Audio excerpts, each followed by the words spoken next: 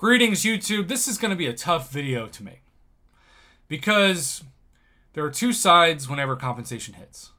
There is the side that thinks we didn't even deserve compensation and everybody should just be thankful and grateful and happy. We're going to call that the grounded wisdom side of things, which oftentimes just feels like Kabam Mike's burner account.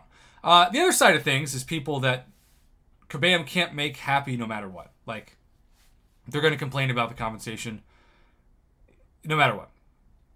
And I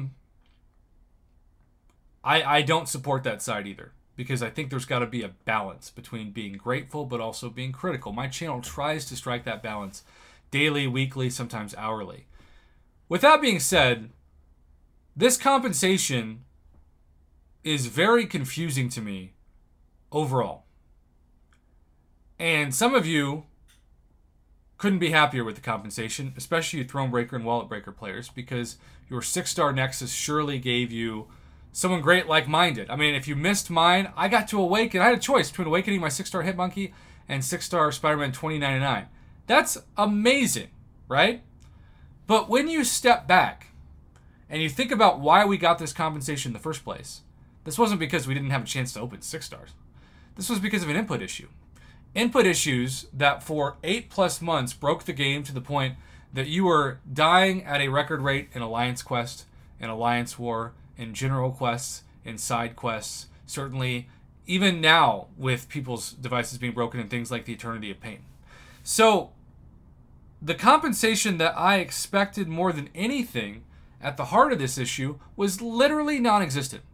And that was a really almost, I think, historic amount of revives and potions.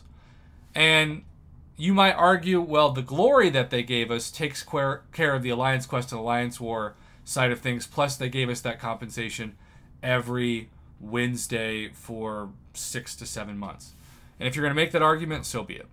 I still think for a lot of people, and I haven't even had time to make the video yet, but a lot of people right now, Alliance War is more broken for them than ever, and yet that compensation has stopped. So that argument only holds up until the compensation stops. And then once they say mission accomplished but the game is still broken, you can't make that argument anymore. But let's just say the counter-argument to that is the glory that you got in the top 3 progression levels, 4,000, 5,000, or 6,000, whatever. We got 0 revives from this compensation. And again, I'm not trying to sound like I'm looking the gift horse in the mouth, as the saying goes, for Tier 3 Alpha, Tier 6 Basic, or a generic 6-star rank-up gem. That's all great. But those, to me, have nothing to do with the input issues. I think Kabam held off giving us a historic amount of revives, which when you think about revives and potions, we got more of that, much more of that, in the energy compensation than we did this, which makes no sense. And it's like, why would they do this? Well, because we still have a decent amount of time left, over a week, I think. Maybe about a week, in the Eternity of Pain. And so they know that if you're like me and you've completed one path, but you still need to complete it again, they don't want us to have a chance to do that without spending units, or at least depleting our stash of revives and potions. Hey, speaking of units, remember a month plus ago, for those of you who watch my channel regularly, I did a video talking about how the Alliance War compensation issue, which was a weird issue that some people got and some people didn't, but they actually gave. It was a small number, but it was a great template for future compensation. They actually gave units for that.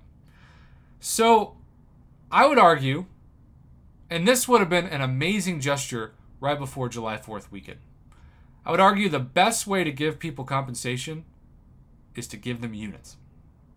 Because then you have control as the summoner over what you do with them. If you want to blow them on featured cav crystals or regular cav crystals, so be it. But the majority of people, I would guess, especially 9 days away from July 4th weekend sales, would have saved them. And that would have actually given them a chance. It's sort of like when Kabam gives everybody, even free-to-play players, a small amount of doubloons during the spring cleaning sales. That's a gesture saying, hey, you don't have to spend money to still get something from the game. Had they given us, let's just say the top progression level would have got 3,000 units. An Odin worth of units. And then Cavalier got 2,000, Uncollected got 1,000, Challenger got 500. I don't know. And I'm not saying that should have been the case, because then you're going to be saying, Prof, you're discriminating against uncollected players and conquerors and challengers by giving us that example. I'm not saying that's a hard truth. I'm just giving an example of what they did similarly. Every item in here is scaled down for progression. It's just indescribable fact. Gold is 75% less for a challenger to conqueror than it is a throne breaker and wallet breaker. It is what it is. But that would have been the best gesture. So really, like, before Nexus crystals were talked about, before energy refills were an amazing plus, because again, we just got a bunch of energy refills, and that was why I was confused, because there are going to be some people who say, Prof, we didn't get revives or potions because they were in the energy refill compensation. Well, then why do we get energy refills? How does that argument hold up on that? And again, I'm not complaining we got 5 energy refills. I'll take them. But it's almost like they went out of their way to say, don't look at what's missing from this. And I believe every big compensation we have ever seen has had both potions and revives of the regular percentage-based and potions and revives for Alliance Quest and Alliance War. And when I was scrolling down in real time and analyzing this, I was just expecting to see that pop up underneath the gym. And what's even weirder is that this post from Kabam Jax has the acknowledgement, which I think is great, that there still are major input issues for quite a few summoners. Everything related to the suspension of the game results, to champions completing attacks, to dropping inputs, to inconsistencies between mid-screen swipes, to mid-fight issues, to lag issues. All of these point to one thing. You're going to get wrecked in the fight, right?